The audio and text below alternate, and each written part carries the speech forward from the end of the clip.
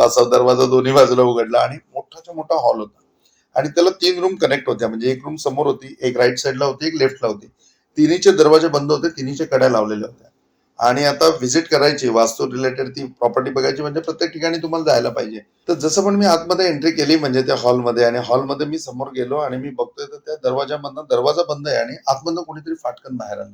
आणि ती हवा आणि ते संपूर्ण ते प्रेशर इतकं जबरदस्त होतं की असं वाटलं एखादी समुद्राची लाट कशी पटकन येते तसं ते फाटकन पुढे आलं त्या दरवाजातून बाहेर. आणि त्यावेळेला मी ती पूर्ण फिगर बघितली की हॅलो एव्हरीवन, पुन्हा एकदा नवीन पॉडकास्ट व्हिडिओमध्ये तुमचं सगळ्यांचं स्वागत आहे. आजचा पॉडकास्ट हा हॉरर रिलेटेड पॉडकास्ट असणार आहे, एक स्कॅरी पॉडकास्ट असणार आहे.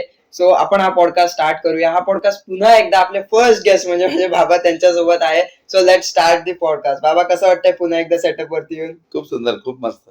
आजचा पॉडकास्ट हा हॉरर रिलेटेड पॉडकास्ट असणार आहे. Yes. आपलं डिस्कशन झालं, खूप गोष्टी तुमच्याकडनं आज सुद्धा मला ऐकायला मिळतील. सो आपण हा पॉडकास्ट अजून थोडा सस्पेन्सी स्टार्ट करूया. Yes. तर सगळ्यात पहिली क्वेश्चन किंवा हॉरर रिलेटेड जेव्हा आपण ऐकतो तर सगळ्यात पहिले या ज्या स्पिरिट्स असतात या एक्झिस्ट करतात का रियालिटीमध्ये? आपण सगळे म्हणजे की ह्युमन जर म्हणजे की आहोत प्रेझेंट तर डेफिनेटली स्पिरिट पण प्रेझेंट आहे.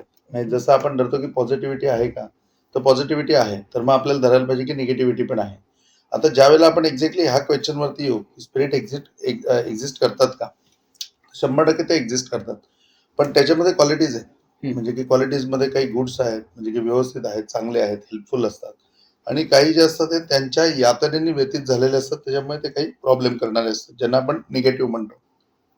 सेकंड थिंग, यांच्या मानण्यावरती किंवा यांच्या अस्तित्वावरती दुसरे पण आर्यन मुद्दे येऊ शकतात. एक मुद्दा हा येऊ शकतो की खरोखरी स्पिरिट म्हणजे ज्या गोष्टी घडतायत किंवा ज्या गोष्टी ऐकवात येत आहेत, ह्या सगळ्या खरोखरी स्पिरिटच आहे का मनाचे खेळ आहेत.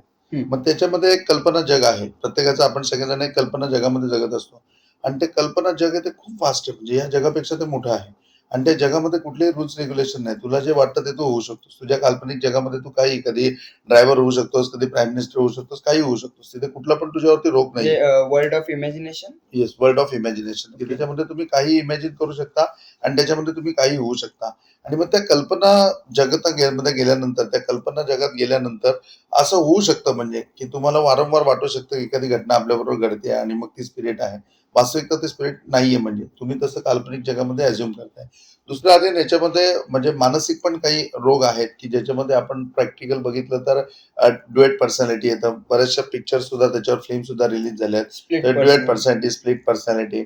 तर स्प्लिट पर्सनॅलिटी, ड्युएल पर्सनॅलिटी ह्या प्रकारच्या म्हणजे की मानसिक तज्ञांनी हे सिद्ध करून दाखवलंय की याच्यामध्ये असा आजार आहे. सेकंड, याच्यामध्ये एक हिस्ट्री आहे म्हणून येतो. हिस्ट्री ज्या ठिकाणी आहे म्हणजे जसं ऐतिहासिक किल्ला आहे किंवा एखादा म्हणजे की ऐतिहासिक प्लेस आहे, त्या ठिकाणी गेल्याच्या नंतर त्या व्यक्तींना तशा प्रकारचा त्रास होतो. म्हणजे की त्या क्लायमेटमुळे, त्या शांततेमुळे, या सगळ्या गोष्टींमुळे होणारे इफेक्ट आहेत. मग ह्या अशा बऱ्याचशा गोष्टींमध्ये ते डिवाइड होतात. परत याच्या व्यतिरिक्त दुसरं ह्याच्यामध्ये एक सायंटिफिक पण प्रोसिजर आहे.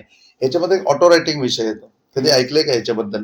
हे ऑटो रायटिंग येतं. ऑटो रायटिंग म्हणजे ना कधीतरी आपण निवांत बसलेलो असतो आणि पटकन आपण एखादा ओळ लिहितो किंवा एखादा शब्द लिहितो किंवा एखादं वाक्य लिहितो किंवा एखादा पॅराग्राफ लिहितो आणि त्यावेळेला सडनली आपल्या मनामध्ये नसतं की असं काही आपण लिहू आणि ते लिहून जातं.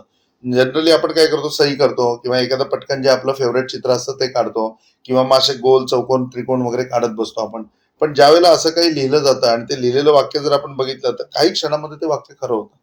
आणि मग ते खरं होतं तर मग हे वाक्य कोणी लिहिलं तर मग ते ऑटो रायटिंग मध्ये येतं. मग ऑटो रायटिंग का असं आहे तर आता आपण या रूम मध्ये आपण दोघं जण प्रेझेंट आहे आणि हा कॅमेरा आहे. पण याच्या व्यतिरिक्त पण अशा काही व्यक्ती इथे प्रेझेंट आहेत की जे आपल्या डोळ्यांना दिसत नाही आणि एक्झॅक्टली ज्या डोळ्यांना दिसत नाही त्या हॉरर आहेत. मग त्या या जगामध्ये आहेत, त्या आपल्याला बघतायत पण आपण त्यांना बघू शकत नाही.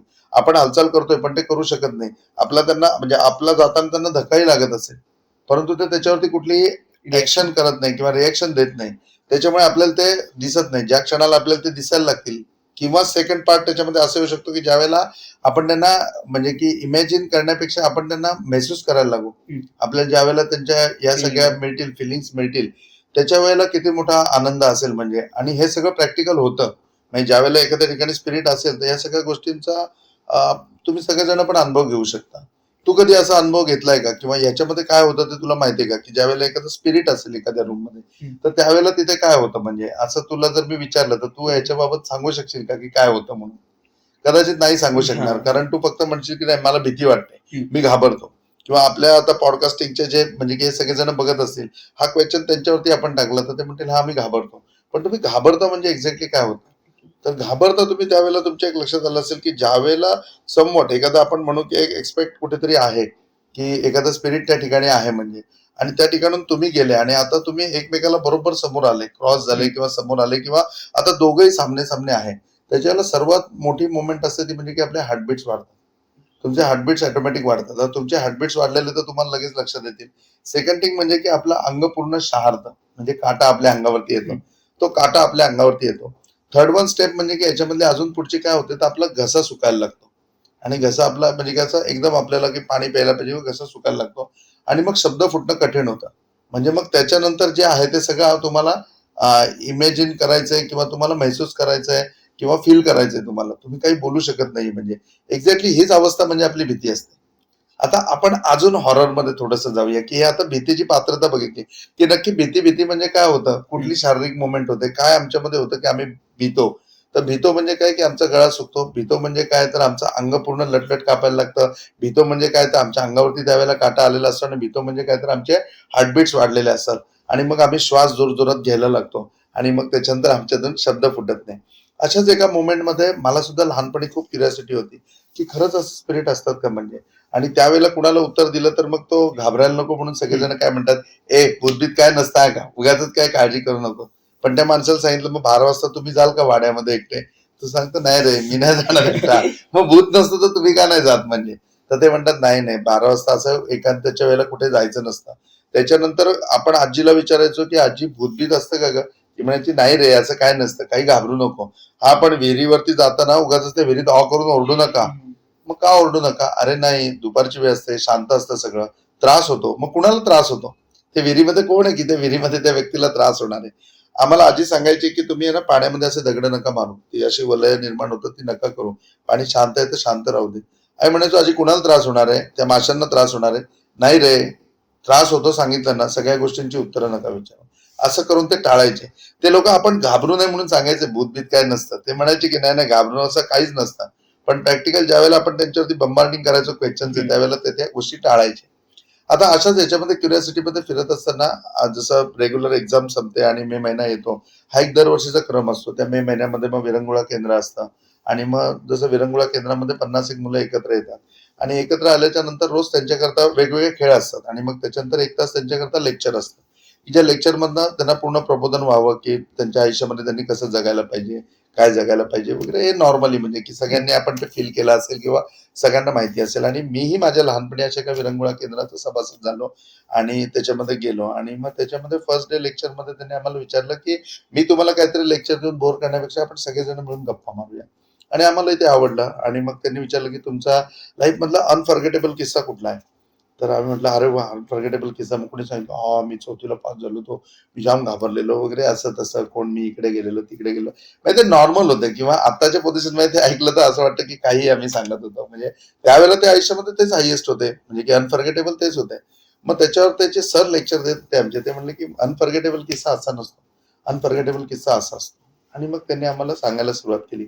एक आहे ना आर्यन, आज सुद्धा एक म्हणजे की एक एनर्जेटिक असे वेगवेगळे विषय आहेत म्हणजे, की ज्याच्यामध्ये लोकं एक थ्रिल म्हणण्यापेक्षा एक रिस्पेक्ट म्हणून, एक थ्रिल म्हणून आणि आपली संस्कृती म्हणून, आपली परंपरा म्हणून अशा काही गोष्टी करतात. त्याच्यामध्ये रायगड किल्ल्यावरती जायला सगळ्यांना खूप आवडतं आणि तरुणाईचा तो जोश आहे आणि माझं तर आव्हान आहे या निमित्ताने, की खरोखर तुम्ही रायगडवरती मॅक्सिमम टूर करा. प्रत्येक वेळेला तुम्ही जाल ना, तर तिकडनं काही ना काही संजीवन विचार तुम्ही घेऊन याल. छत्रपती शिवाजी महाराजांचा जो गड आहे, आपल्या मराठी माणसाची शान आहे. तर असे काही ग्रुप असतात, की जे गाडी करून दर रविवारी ह्याला जातात, रायगडला जातात. आणि मग रायगडला जायचा रस्ता इकडनं जो आहे आपल्या इकडनं तो कर्नाळा मार्गे आहे. कर्नाळावरनं जायचं रायगडकडे आणि कर्नाळामध्ये असं जात असताना सगळे गेले वगैरे आणि येताना गाडी बंद पडली. आता गाडी बंद पडली फोर व्हीलर, तर गाडीमध्ये 5 जण होते, खाली उतरले. काय झालंय बघितलं तर काही कळत नाही. प्रत्येक चालवणाऱ्या माणसाला ऑर्डिनरी गोष्टी माहिती असतात, की काय होईल, काय नाही म्हणजे. त्या सगळ्या चेक केल्या पण सगळे ओके होते. सगळे सस्पेक्ट क्लिअर होते. पण गाडी स्टार्ट होत नव्हती. मग ते म्हणले, की मेकॅनिकलला बोलवायला पाहिजे. तर बाजूला ना एक धक्क्यावरती एक मुलगा बसलेला होता. त्यांच्याच वयाचा असेल तो पण म्हणजे की असा साधारण आपण धरू की तोही 18-20 वर्षाचा असेल. आणि तो म्हणला की गाडी बंद पडली आहे. म्हणलं हो. मेकॅनिक म्हणतो ही तुम्ही असे सरळ गेले ना की उतार लागेल. उतरले की लगेच मेकॅनिक आहे. त्याला घेऊन या तुम्ही, तो रिपेअर करेल. नाहीतर मग गाडी तिकडे घेऊन जाणं पॉसिबल असेल तर घेऊन जा. गाडी कशी काय नेणार म्हणजे ट्रॅफिक आहे आणि हे आहे. तर मग त्यांनी 4 मित्रांनी गाडी बाजूला लावली आणि मग गाडी बरोबर कोणी थांबायला पाहिजे म्हणून 2 जण गाडी बरोबर थांबले. 3 जण मेकॅनिकला आणायला गेले. 3 जण मेकॅनिकला आणायला गेल्याच्या नंतर जे 2 जण थांबलेले त्यातला एक जण थोडा इकडे तिकडे फिरायला म्हणून गेला. आता एक जण जो राहिलेला त्याच्यावर कंपल्सरी ही रिस्पॉन्सिबिलिटी होती की त्यांनी गाडीवर लक्ष ठेवायचं. आणि मग त्यावेळेला त्याला एंटरटेनमेंट म्हणून तिथे त्या वॉलवर बसलेला माणूस होता. मग त्यांनी त्याला हाय हॅलो केलं, नाव विचारलं, एकमेकाचं नाव सांगितलं आणि हा तो सस्पेक्ट आहे म्हणजे जो तिथे थांबलेला आहे तो, ते जे बोलतायत लेक्चरमध्ये. ओके. आणि मग त्याच्याशी ओळख वगैरे झाल्यानंतर त्यांना कळलं की तो अरुण आहे म्हणून. आणि मग तो त्यांच्याच सिटीमध्ये राहणार आहे जिथून ते येतात ते. आणि आता कसं एक सिटी एक पनवेलच म्हणलं तर पनवेलमध्ये न्यू पनवेल मधला माणूस असेल तर आपल्याला नसेल माहिती. न्यू पनवेल मधली सोसायटी असेल आपल्याला नसेल माहिती. तर आपण म्हणलं हा न्यू पनवेलला इथे राहता का तुम्ही? अरे वा अरे वा. मग असं तसं मग सगळ्या गप्पा वगैरे आणि मग एक गोष्टी सांगितल्या. पण त्याच्या बाबतीमध्ये तो त्यांच्यापेक्षा वयाने मोठा असल्यासारखा बोलत होता आणि खूप अगोदरचे एक किस्से त्यांना सांगत होता. आणि मग त्याप्रमाणे त्यांची दोघांची हॉबी हे झाली की त्याला सुद्धा असंच आवडायचं की यायचं रायगडवरती आणि जायचं वगैरे असं तोही करायचा. मग त्या गोष्टी त्यांनी सांगितल्या आणि मग विचारलं की तू आता कुठे असतो? तो म्हणला मी इथेच असतो. मग इथे तू काय करतो? आणि इथे तू काय करतो या प्रश्नाचं उत्तर देईस्तोवर मेकॅनिक वरती आला. मग गाडीच्या इथे एकवटले गेले आणि त्याच्यामध्ये अरुण गायब झाला. गायब झाला मीन्स की कुठे गेला ते कळलं नाही. आणि मग 2 मिनिटांमध्ये गाडी रिपेअर झाली. मग गाडीमध्ये सगळे बसले आणि आपल्या सिटीच्या निघून गेले. मग गाडीमध्ये येताना त्यांनी सांगितलं की अरे आपणच असं करतो असं नाही, म्हणजे याच्या अगोदर पण कोणी करत होते असं तसं हे ते. मला अरुण नावाचा एक मित्र भेटलेला होता जो इथेच बसलेला होता आणि त्यांनी असं असं हे केलंय म्हणजे. आणि त्यांनी सांगितलंय की ह्या 30 तारखेला त्यांनी सगळ्या त्याच्या मित्रांना बरोबर बोलवलंय. म्हणजे एक काळ असा आहे की 10-12 वर्षाच्या अगोदरपासून हे कोणीतरी चालवतंय रायगडवर जाणं आणि त्या रायगडवर जाणाऱ्या सगळ्या मित्रांना त्यांनी त्या ठिकाणी एकत्र बोलवलेलं आहे 30 तारखेला. तर 30 तारखेला त्यांनी आपल्याला पण इन्व्हिटेशन दिलंय की तुम्ही पण सगळे या म्हणून वगैरे. तर हे लोक ऑलरेडी इंटरेस्टेडच होते जाणाऱ्या ह्याच्यामध्ये आणि मग असा कुठला तरी ग्रुप आपल्याला भेटणार म्हणजे मग त्यांच्याकडनं आणखीन काहीतरी एक्सपिरियन्स मिळेल वगैरे या सगळ्या अपेक्षांनी त्यांनी पण सगळ्यांनी कबूल केलं की हा 30 तारखेला आपण जाऊ. आणि मग त्याच्यानंतर ते घरी आले. घरी आल्याच्या नंतर मग जो तो एवढा लांब प्रवास कुणाला झोपले वगैरे. आणि मग त्या आठवड्यामध्ये संडे म्हण किंवा काही सुट्टी असेल त्यावेळेला ते म्हणले की आपण अरुणच्या घरी जाऊया आणि मग विचारूया काय नाश्ता वगैरे किंवा बिस्किटचे पुडे, चहा आम्ही काय किंवा काही कॉन्ट्रीब्युट करायचं का त्याच्यामध्ये. आणि ते विचारण्याकरता ते गेले म्हणजे. आणि गेल्यानंतर साधारण ऍड्रेस सांगितला तर ते ऍड्रेस, ती सोसायटी, ती गल्ली. तिथे गेल्याच्या नंतर त्यांनी विचारलं की अरुणच्या घरी जायचंय, अरुण कुठे राहतो म्हणून. तर ते म्हणले की अरुणच्या घरी जायचंय. तर असं म्हणजे प्रत्येक जण त्यांच्याकडे एकदम असं म्हणजे की संशयित वृत्तीने बघत Doubtfully. होता किंवा डाऊटफुली बघत होता त्यांच्या ह्याच्यामध्ये की अरुण कुठे राहतो म्हणजे. तर त्यांनी सांगितलं की ह्या त्या सोसायटीमध्ये तिकडे बघा, तिकडनं खाली गेले ना की 5 नंबरचं घर. मग पुढे गेल्यानंतर त्या टर्न वरती नक्की हाच टर्न आहे का तिथे विचारलं की अरुण कुठे राहतो. त्यांनी सांगितलं अरुणच्या घरी जायचंय, ते 5 नंबरचं घर तिकडे. पण प्रत्येक डाऊटफुली बघत होता आणि ज्या ज्या माणसाला चौकशी केली तो तो माणूस त्यांना फॉलो करत होता की त्यांच्या पाठीमागे येत होता. आणि असं करत करत ते त्या घरामध्ये पोहोचले. यांच्याबरोबर एक मित्र होता आणि दाराची कडी वाजवली. कडी वाजवल्यानंतर एक साधारण म्हणजे 65 टू 67 एजच्या माणसाने दरवाजा उघडला. आणि दरवाजा उघडल्यावर त्यांनी नॉर्मली विचारलं की अरुण इथेच राहतो का? ते म्हणले अरुण इथेच राहतो. तर असं म्हणजे की बोलले आणि ते सुद्धा त्यांच्याकडे एकदम चकित नजरेने बघायला लागले. तर म्हणले की आम्ही अरुणला भेटायला आलोय. त्याच्यापुढे तो माणूस एकदम स्तब्ध झाला. की अरे अरुणला भेटायला आलोय. या आतमध्ये. आतमध्ये आले, बसले. बसल्यानंतर त्याची आई बाहेर आली. आई आतल्या खोलीतून हे सगळं ऐकते. आणि म्हणले आम्ही अरुणला भेटायला आलोय. असं त्याच्या आईलाही त्यांनी सांगितलं. त्याची आई आणि ते दोघे जण बघत बसले आणि तोवर हे आलेले असताना यांना ऍड्रेस सांगत जी लोक आलेली होती, ज्यांनी यांना पाठपुरावा केला की इथे आहे तिथे, ती लोक पण त्या रूम मध्ये आली. आणि ते म्हणले की तुम्ही सगळे आमच्याकडे म्हणजे हे जे आपले सर आहे ते म्हणले की तुम्ही असे का सगळे आमच्याकडे बघताय म्हणून अरुणला भेटायला आलो म्हणल्यानंतर. तेव्हा त्यातल्या एका माणसाने फक्त त्यांना असं उठवलं आणि दुसऱ्या रूम मध्ये नेलं. त्या रूम मध्ये अरुणचा असा मोठा 1x1.5चा फोटो लावलेला होता. आणि अरुण आणि ज्यावेळेला त्यांनी ते बघितलं की अरुण जाऊन 10 वर्ष झालेली आहेत म्हणजे. आणि एक्झॅक्टली त्याच महिन्याची ती 30 तारीख होती ज्या दिवशी अरुण तिथेच ऍक्सिडेंट मध्ये गेलेला होता. त्या स्पॉटला त्यांना भेटलेला होता. मग त्या गोष्टीवरती उहापोहा ज्या वेळेला झाला त्यांच्या घरामध्ये की तो कुठे भेटलेला, काय भेटलेला, त्याशी काय बोलणं झालं. आता फोटो मधला माणूस त्यांनी ओळखला की हा अरुण आहे, हाच मला भेटलेला होता म्हणून. आणि हे सगळं झालेलं सांगितल्यानंतर त्याचे आई वडील पण एकदम चौक झाले आणि मग सगळेच लोक ह्याच्यामध्ये झाले.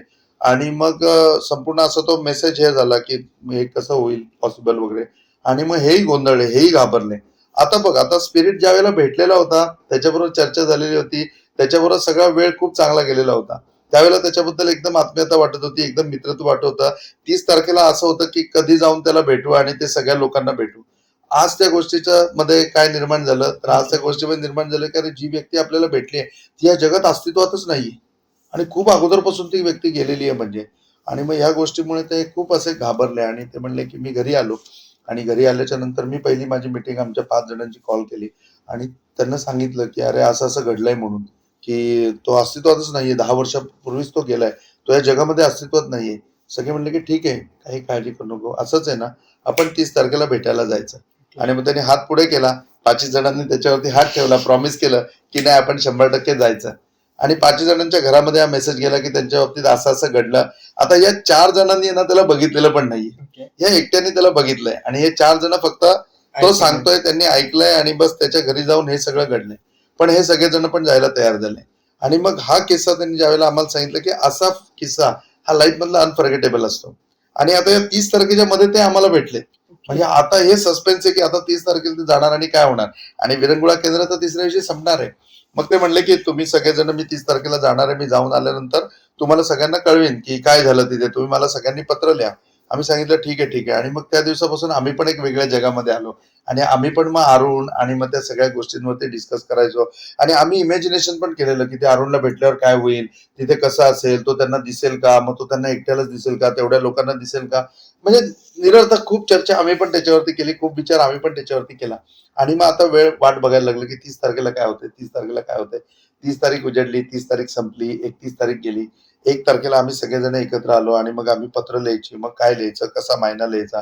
मग आमच्यामधले हुशार मुलं होते, त्यांनी ते गेस्ट ज्यांनी बोलवलेलं होतं त्यांना विचारलं की काय लिहू. मग त्यांनी आम्हाला सजेशन दिलं की तुम्ही एवढे जण 50 जण पत्र लिहिण्यापेक्षा एकच महिना आहे तर एकच पत्र लिहा आणि 50 जणांनी सह्या करा, मी त्यांना पत्र देतो म्हणून.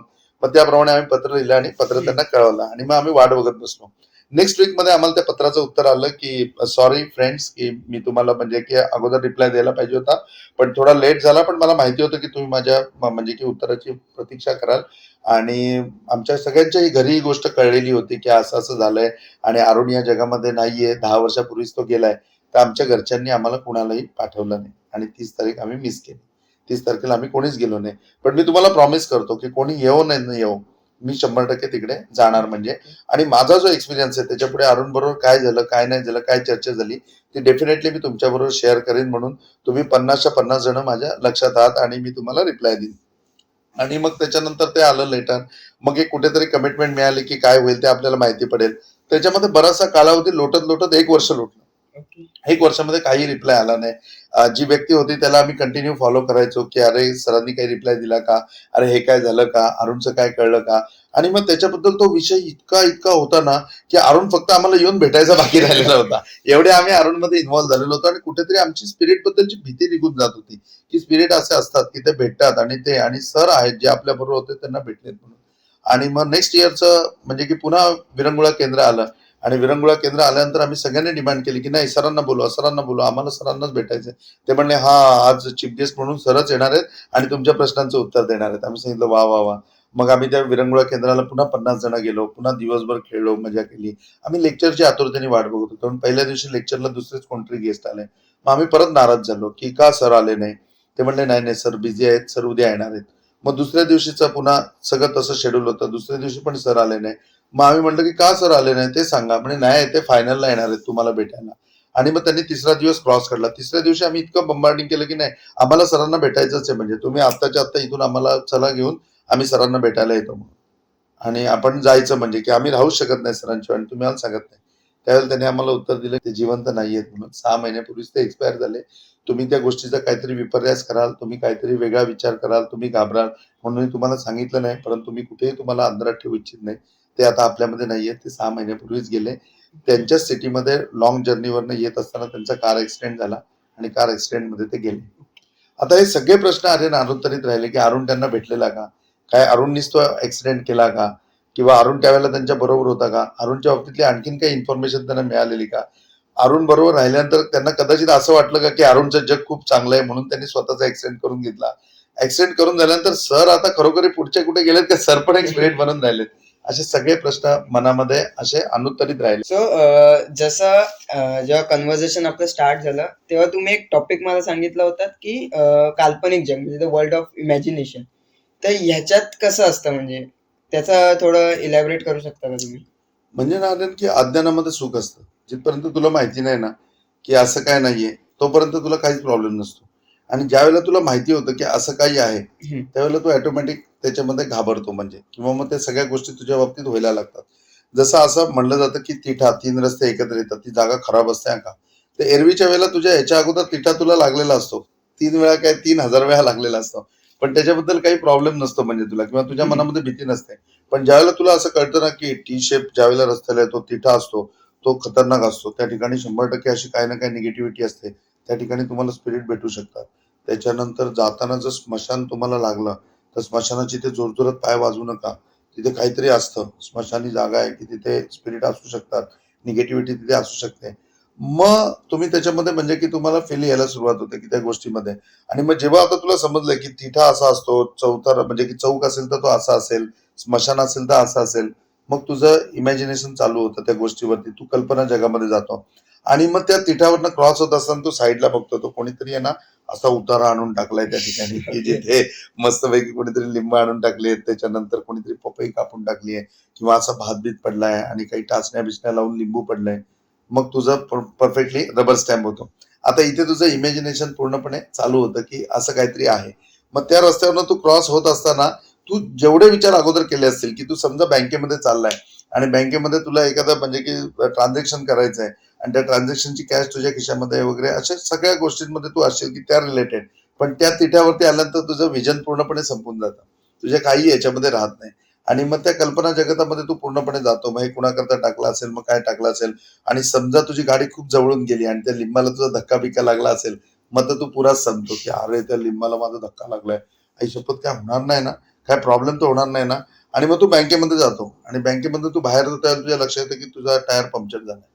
आता तुझा टायर पंक्चर होणं आणि त्या तिठ्यावरती तू ते बघणं आणि त्या लिंबाला धक्का लागणं, ह्या सगळ्या गोष्टींच्या क्रमाचा एकमेकाशी काहीही संबंध नाहीये. पण तुझं इमॅजिनेशन त्या ठिकाणी चालू होतं. आणि तुझं इमॅजिनेशन चालू झाल्याच्या नंतर तू काय म्हणतो माहितीये, "अरे नाही चला ठीक आहे, टायर पंक्चर झालाय, बघू आपण काय करू." मग तू टायर पंक्चरवाल्याकडे करून जातो. पंक्चरवाल्याकडे करून गेल्यानंतर काय, नॅचरली तू टू व्हीलर धक्का मारत घेऊन जाणार. तो टायर फिरणार फिरणार, त्याच्यामुळे त्याच्यामध्ये जर चूक खेळ आली असेल तर ती ट्यूब फाडणार. तिकडे गेल्याच्या नंतर तो खोलतो ज्यावेळेला टायर, त्यावेळेला तो म्हणतो की अरे ये तो ट्यूब फटा है आपका, इतना बड़ा पंक्चर है, कैसे हो, इतना बड़ा पंक्चर मैंने देखा ही नहीं है. आता तो नवीन ट्यूब टाकायची त्या हिशोबाने तुला सांगतो. पण तुझं इमॅजिनेशन चालू होतं की आयला हे काहीतरी वेगळं आहे म्हणजे. आणि मग त्या ह्याच्यामध्ये तू टाकतो आणि ते टाकून झाल्याच्या नंतर तू निघालाय. आता तुझ्या डोक्यामध्ये सगळा क्रम चालू झालाय. आता तू कल्पना जगतामध्ये आहे. आणि त्या कल्पना जगतामध्ये तू आणखीन पुढे गेलाय आणि आणखीन पुढे गेल्याच्या नंतर असं आलं की तुझी गाडी बंद पडली. आणि तुझी गाडी बंद पडली, ह्या सगळ्या गोष्टीमध्ये एक क्रम होता की तुझी गाडी रिझर्वला होती. तू पेट्रोल टाकायला पाहिजे होतं, तू पेट्रोल नाही टाकलं आणि तुझी गाडी बंद पडली. आता तुझी गाडी बंद पडल्याच्या नंतर तू म्हणतो की अरे इतकंसं मी आलो नाही, तर रिझर्वला होतं गाडी, तर रिझर्व मध्ये एवढी किलोमीटर जायला पाहिजे, इतकंसं नाही आलोय, माझं पेट्रोल संपाव. म्हणजे मग ही काहीतरी गडबड आहे. गडबड आहे. मग त्या गडबडवरनं तू त्याच्यामध्ये चालू होतो. आता ह्याच इमॅजिनेशन मधलं कल्पना जगतातला मी तुला सेम किस्सा सांगतो. म्हणजे या सगळ्या मी तुला स्टेप सांगितल्या का तर किस्सा तुला खूप सोपा होऊन कळावा. त्याच्यामध्ये असं आलेलं होतं की आमच्या रेग्युलर रुटीन मधला माझ्या मित्राचाच मुलगा होता. आणि मोठे आहेत म्हणजे ते, तर त्याचा मुलगा पण मोठा आहे म्हणजे की तो कॉलेज याच्यामध्ये होता. आणि त्याचं कॉलेज लांब होतं. तर लांब होत असताना तो गाडी घेऊन जायचा म्हणजे. आणि गाडी घेऊन जायचा तर त्याच्या आदल्या दिवशी त्यांनी एक हॉरर मूव्ही बघितलेली होती. त्यामुळे तो थोडासा घाबरलेला होता. आणि मग त्याच्यामधलं म्हणजे की हे सगळं तिठा-बिठा त्याच्या लक्षात होता. आणि त्या तिठ्यावर कोणीतरी आहे ना, मोठा असा हे आणून ठेवलेला होता, म्हणजे उतारा वगैरे आणून ठेवलेला होता. असतात जनरली असे. आणि त्याचा त्या लिंबाला धक्का लागला, म्हणजे त्याचा पाय लागलेला होता. आणि मग त्याच्यापुढे हा घटनाक्रम चालू झाला, की त्याची गाडी पंक्चर झाली. मग तो पंक्चर काढायला गेला, मग त्याने पंक्चर काढला. मग त्या ट्यूबवाल्याला सांगितलं, "अरे मी यांचा मुलगा आहे, तुला पैसे नंतर देतो." तो म्हणला, "चालेल." त्याने ट्यूब टाकली. ट्यूब टाकून गेल्यानंतर तो पुढे गेला. पुढे गेल्यानंतर त्याची गाडी बंद पडली. आता पेट्रोल टाकायला पैसे याच्या खिशामध्ये होते. तर यांनी मग तिकडे गेला पेट्रोल पंपापर्यंत, ती गाडी ढकलत आणि त्याच्यामध्ये पेट्रोल टाकलं. पेट्रोल टाकून झाल्याच्या नंतर गाडी स्टार्ट झाली. आणि गाडी स्टार्ट करून आणली, त्याच्या पुढे हा आला आणि त्याच्यानंतर तो पडला. आणि पडला तो बेशुद्ध पडला. आणि बेशुद्ध पडल्यानंतर मग त्याचं हॉस्पिटलायझेशन वगैरे सगळ्या सगळ्या गोष्टी झाल्या. आणि डॉक्टरांनी सांगितलं की सगळं नॉर्मल आहे म्हणून. पण तो एवढा कापतोय ना हिशोबाच्या पलीकडे, त्याला थंडी पण वाजत नाही, पण तो कापतोय म्हणजे. तर कदाचित तो म्हणजे की माझ्या वडिलांना समजल्यावर काय भीती वगैरे वाटते का? या हिशोबाने असेल तर म्हणून तो कापतोय, म्हणून बघा म्हणून तिकडे. त्याच्याशी बोलून बघा, त्याला सांगा कॅन इट्स ओके म्हणून वगैरे. म्हणून त्याचे वडील गेले. वडील गेल्यानंतर त्यांनी मिठी मारली आणि एवढा तो रडायला लागला आणि तो त्यांना म्हणायला लागला, की "बस माझं काही खरं नाहीये. मी 3 डेज मध्येच जाणार आहे. 3 डेजच्या वरती मी जगणार नाहीये." असं तसं हे ते, ते, ते. मग ते म्हणले, की "अरे काय झालं एवढं? कुठल्या गोष्टीमध्ये झालंय? असं काय झालंय याच्यामध्ये? तुला काय एवढं टेन्शन आलंय? काही नाही म्हणून तुझा नॉर्मल ॲक्सिडेंट झालाय." तो "नाही, नाही, नाही. मी येताना तिठ्यावरती असं झालेलं होतं. माझा लिंबाला धक्का लागला. त्याला 3 टाचण्या लावलेल्या होत्या." आता ह्यानी लिंबाला धक्का लागला एवढंच बघितलेलं होतं. 3 टाचण्या वगैरे काही बघितलेलं नव्हतं. पण त्याचं सगळं त्याच्यामध्ये चालू झालं आणि त्याच्याने तो इतका सिरियस झाला, की 3 दिवसानंतर खरोखरी अशी परिस्थिती आली, की आता तो जगतोय का राहतोय म्हणून. डॉक्टर हुशार होते. त्या डॉक्टरांनी सांगितलं, की "काही काळजी करू नका. आपण त्याला रेस्ट देऊ" म्हणून. म्हणून त्याला मस्तपैकी झोपून ठेवलेला होता. मग ज्यावेळेला झोपून ठेवला, सगळं झालं. त्याच्यानंतर ज्यावेळेला तो त्या म्हणजे की ट्रीटमेंटमधनं कव्हर झाला. कव्हर झाल्यानंतर तो पहिले ओरडत सुटला. म्हणजे त्याला असं वाटलं तो गेलाच. की अरे असं तसं हे ते ते ते. नंतर त्याला कळलं की नाही आपण आहोत. आपलं भूत नाही किंवा आपण आपण या शरीरामध्ये आहोत. पण तो त्या डॉक्टरांना वगैरे सगळ्यांना वेळ लागला की नाही नाही मी 3 दिवसात जाणार आहे. त्यावेळेला डॉक्टरांनी त्याला आणून फॉर्म दाखवला की तू आता इथे ऍडमिट होऊन 1 आठवडा झालाय आणि ही घटना घडून आता 8 दिवस म्हणजे 6 दिवस होऊन गेले. आजचा तुझा 7वा दिवस आहे. हा 1 वीक आता तुझा होईल म्हणून इथे. असं काय नाही, तू तुझ्या डोक्यातून भूत आहे ते काढून टाक म्हणजे. मग ज्या वेळेला असं झालं त्याच्या वेळेला मग त्या गोष्टीने त्याच्या वडिलांनी त्याच्या हातावरती धागा वगैरे बांधला. त्याच्यानंतर त्याला सांगितलं की असं आपल्या कुलदेवतेवरनं तुझ्याकरता तावीज वगैरे आली. मग ती त्यांनी परिधान केली आणि मग त्याला असं वाटलं की हा आता मी सेफ आहे म्हणजे. आणि मग तो त्या गोष्टीमधनं बाहेर पडला. म्हणजे हे काय झालं तर काल्पनिक झालं आणि 90% गोष्टी या काल्पनिक याच्यामध्ये होतात का तर माणूस घाबरतो आणि घाबरल्यानंतर आहे ना आपली इमॅजिनेशन पॉवर इतकी जबरदस्त आहे की त्या सगळ्या गोष्टी इमॅजिन करते आणि एक सुंदर असा गजरा किंवा हार आपण विणत जातो आणि त्या विणलेल्या सगळ्या गोष्टीमध्ये येऊन जातं की आपण घाबरलेलो असतो, त्यामुळे आपण काल्पनिक जगात जातो. आपलं आपण स्पिरिट क्रिएट करतो. प्रॅक्टिकल काहीही नसतं घडलेलं, परंतु आपण त्याच्यामध्ये घाबरतो. ओके. तुमच्या पर्सनल लाईफ मध्ये असा कोणता घोस्ट अटॅक झालाय तुमच्यावरती किंवा एक्सपिरियन्स केलाय तुम्ही असा? 2 एक्सपिरियन्स याच्यामध्ये आहे 100% शेअर करू शकतो. एक एक्सपिरियन्स आहे तो एक्सपिरियन्स मध्ये म्हणजे की मी कदाचित हा माझ्या कानावर आला असेल मी हॅबिच्युअल होण्याकरता.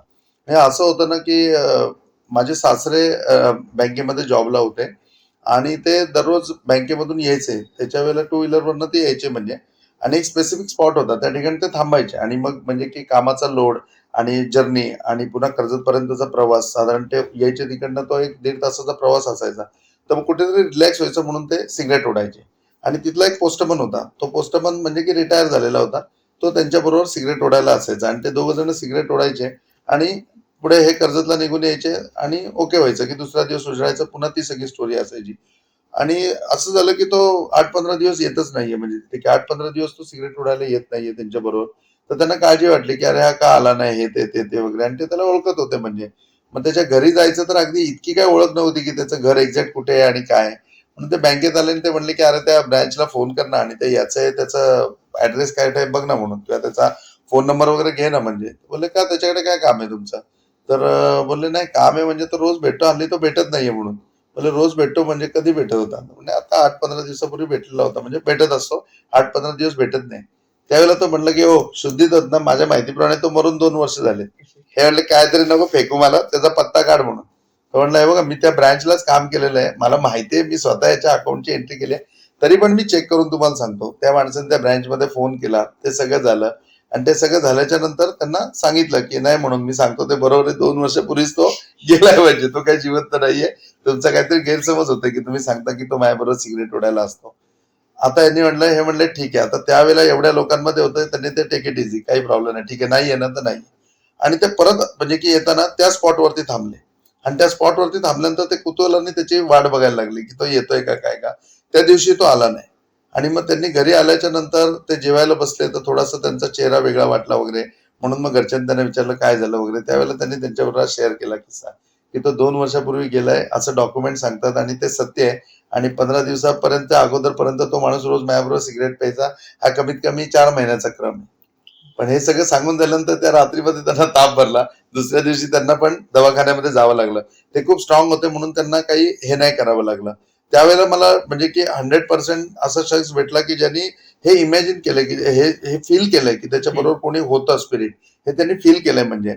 आणि मग एक्झॅक्टली मला पण असं वाटलं की आता मला 100% ते बघायचंय किंवा मला आता ते 100% भेटायला पाहिजे की हा एक्सपिरियन्स मला घ्यायचा आहे म्हणजे. आणि मी तोवर मनाने पण खूप स्ट्रॉंग झालेलो होतो. आणि मग एकदा असंच वास्तू व्हिजिटला एका ठिकाणी मी गेलेलो होतो आणि वास्तू व्हिजिटला गेलेलो असताना ते रॉ हाऊस होता आणि जवळजवळ 4-5 वर्ष ते बंद होतं आणि मग ते विकत घेतलेलं होतं. त्या माणसाला त्या ठिकाणी नवीन रॉ हाऊस किंवा बंगलो बांधायचा होता आणि ती जागा कशी आहे, काय आहे ते विचारण्याकरता म्हणजे त्याचं सगळं चौकशी करण्याकरता मी त्या ठिकाणी गेलो. आणि मी त्या ठिकाणी गेलो. हा माझ्या आयुष्यामधली ही एक मोठी अपॉर्च्युनिटी होती की त्या पहिल्यांदा त्यावेळेला मी हे फील केलं की स्पिरिट म्हणजे काय असतं किंवा कसं हे असतं, त्यांचा स्पीड काय असतो, त्यांची गती काय असते, या सगळ्या गोष्टी मला तिथे इमॅजिन झाल्या. त्यांनी दार उघडलं, पहिलं गेट उघडलं. गेट उघडल्यानंतर आहे ना, तोच तो आवाज जो आपण पिक्चर मध्ये बघतो कर वगैरे. आणि मग तो हॉरर क्रिएट व्हायला लागलेला होता की 4-5 वर्ष बंद असलेल्या वास्तूमध्ये तुम्ही ज्या वेळेला जाता आणि मग ती ओल्ड आहे म्हणजे त्याच्या अगोदर कधी ती 30 एक वर्षापूर्वी बांधलेलं होतं त्यावेळेचं स्ट्रक्चर. मग त्या स्ट्रक्चर वरती अशा त्या बळसट किंवा मग ती जाळी वगैरे धरलेली असते ती. तर मी ते सगळं म्हणजे की मला फील यायला लागलं होतं सगळं की हा असं म्हणजे किंवा पुळ्याचं जाळ आहे आणि मग असं आहे, मग तो दार उघडताना करकर आवाज. आणि खरोखर तिथे गेल्यानंतर तो असा म्हणजे की दरवाजा की त्याला कडी लावून कुलूप लावलेला तो उघडला. मग तो असा दरवाजा दोन्ही बाजूला उघडला आणि मोठाच्या मोठा हॉल होता. आणि त्याला 3 रूम कनेक्ट होत्या म्हणजे एक रूम समोर होती, एक राईट साईडला होती, एक लेफ्टला होती. तिन्हीचे दरवाजे बंद होते, तिन्हीच्या कड्या लावलेल्या होत्या. आणि आता व्हिजिट करायची वास्तू रिलेटेड ती प्रॉपर्टी बघायची म्हणजे प्रत्येक ठिकाणी तुम्हाला जायला पाहिजे. तर जसं पण मी आतमध्ये एंट्री केली म्हणजे त्या हॉलमध्ये आणि हॉलमध्ये मी समोर गेलो आणि मी बघतोय तर त्या दरवाजामधनं दरवाजा बंद आहे आणि आतमधनं कोणीतरी फाटकन बाहेर आलं. आणि ती हवा आणि ते संपूर्ण ते प्रेशर इतकं जबरदस्त होतं की असं वाटलं एखादी समुद्राची लाट कशी पटकन येते तसं ते फाटकन पुढे आलं त्या दरवाजातून बाहेर. आणि त्यावेळेला मी ती पूर्ण फिगर बघितली की 65-67 वर्षाची कोणी व्यक्ती आहे. ती फ्रॅक्शन ऑफ सेकंड मध्ये त्या रूम मधनं निघाली. आणि अगदी म्हणजे मला ते आलेली मी असे बघतोय की अरे हे कोणतरी येते असं आपण सावध होतोय किंवा मी दचकतोय. त्याच वेळेला फाटकन ती लेफ्टच्या रूम मध्ये निघून गेली. सगळीकडचे दरवाजे बंद आहेत. ती आली तोही दरवाजा बंद आहे, ती घुसली तोही दरवाजा बंद आहे. आणि एक्झॅक्टली मी ठरवलं की आपण पहिले त्याच रूम मध्ये जाऊया. म्हणून मी ती रूम उघडली ज्या रूम मधनं ते आलेले होते. त्या रूम मध्ये कॉट होती, चटई होती आणि मग ते संपूर्ण बघितलं. मग सेकंड रूम मध्ये मी गेलो आणि मग थर्ड रूम पण उघडली. ज्यावेळेला मी थर्ड रूम मध्ये गेलो त्यावेळेला तिथे काहीच नव्हतं. आणि मग ते सगळं चर्चा झाल्याच्या नंतर ते म्हणले की कशी काय वाटली वास्तू म्हणून. तर मी म्हटलं की काय करणार आहे तुम्ही इथे, तुमचं काय प्लॅनिंग आहे. ते म्हणले नाही बंगलो बांधायचा आहे. म्हटलं बंगलो बांधा पण तुम्ही G+1 बांधा ऍटलिस्ट आणि तुम्ही रेसिडेन्शियल पूर्णपणे वरती ठेवा. तुम्ही राहणं वरती ठेवा, खाली तुम्ही पार्किंग वगैरे ठेवा, बगीचा वगैरे करा तुम्ही किंवा अजून तुमचा काही हॉल किंवा गोडाऊन वगैरे असं काही करायचं असेल तर त्या गोष्टी करा तुम्ही, काही प्रॉब्लेम नाही. पण राहायला फर्स्ट फ्लोअरला राहा म्हणून तुम्ही. तर बोलले का म्हणून. तर मी म्हटलं की वरती राहा म्हणून तुम्ही. तर म्हणले प्रॉपर्टी पॉझिटिव्ह आहे का निगेटिव्ह आहे. म्हणलं प्रॉपर्टी पॉझिटिव्ह आहे पण प्रॉपर्टीमध्ये गोष्टी निगेटिव्ह आहेत म्हणून. ते म्हणले की काय म्हणून मला क्लिअर कट सांगा म्हणून. म्हटलं नाही म्हणून तुम्ही एवढंच करा की फर्स्ट फ्लोअरला राहा, बाकी काही प्रॉब्लेम नाही त्याच्यामध्ये.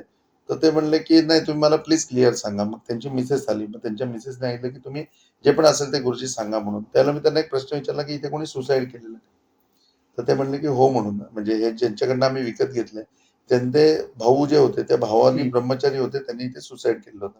म्हटलं सुसाईड केलं त्यावेळेला त्यांचं वय 65 ते 70च्या मध्ये होतं का. ते म्हणले होते एक्झॅक्ट 67 वर्षाचे होते म्हणून आणि त्यांनी इथे आत्महत्या केली. तर मी म्हटलं की ठीक आहे म्हणून. तर ते म्हणले का ते होते का घरामध्ये तुम्ही आले त्यावेळेला. आता मला हो म्हणणं स्वाभाविक आहे कारण मी बघितलेलं. तर मी म्हटलं होते होते म्हणून. ते म्हणले की आम्हाला प्रत्येकाने ही प्रॉपर्टी घेतल्यानंतर हेच सांगितलं म्हणून. तर मी त्यांना विश्वास दिला की काही नाही म्हणजे की ते त्यांच्या ह्याच्याप्रमाणे आहेत ते निघून जातील आणि तुम्ही डेव्हलप करा. पुढे जाऊन त्यांनी प्रॉपर्टी डेव्हलपमेंट केली तर तिथे राहायला पण गेले. पण त्याच्यानंतर त्यांची मिसेस वारंवार आजारी पडायला लागली. प्रॅक्टिकल वरती राहिल्यानंतर त्यांना काहीच प्रॉब्लेम नव्हता. त्यांची भरभराट पण होत होती. ती प्रॉपर्टी पण त्यांना लाभी होती. परंतु ते मनामध्ये राहिलं. त्यांचं इमॅजिनेशन वर्ल्ड चालू झालं. काल्पनिक जगामध्ये त्या जायला लागल्या आणि मग त्या आजारी पडायला लागल्या. कालांतराने 6-8 महिन्यामध्ये एवढं सगळं बांधलेलं असताना पण ते तिकडनं शिफ्ट झाले. येस, खूप बरं वाटलं. हा खूप हॉरर पॉडकास्ट म्हटलं तर छानच झाला एकदम पॉडकास्ट. काही नवीन गोष्टी समजल्या स्पिरिट्स बद्दल सुद्धा आणि रियालिटी बद्दल सुद्धा किंवा इमॅजिनेशन बद्दल सुद्धा. सो खूप बरं वाटलं. पुन्हा एकदा हा पॉडकास्ट आपण पार्ट 2 हॉरर पार्ट 2 आपण करूया. त्याच्यामध्ये अजून काही अशा स्टोरीज आहेत ज्या मी स्वतः ऐकलेल्या आहेत, was with my personal experiences. Okay, thank you so much तुम्ही हा पॉडकास्ट बघितल्याबद्दल. तुम्ही सुद्धा या पॉडकास्ट साठी एक्साइटेड होतात. मी सुद्धा एक्साइटेड होतो. आपण या पॉडकास्टचा पार्ट 2 डेफिनेटली करतोय बिकॉज मला अजून या गोष्टी जाणून घेण्यामध्ये इंटरेस्ट आहे. सो तुम्हालाही असेल. सो थँक्यू सो मच तुम्ही या पॉडकास्टला एंड पर्यंत बघितलं अँड स्टे ट्यून. थँक्यू.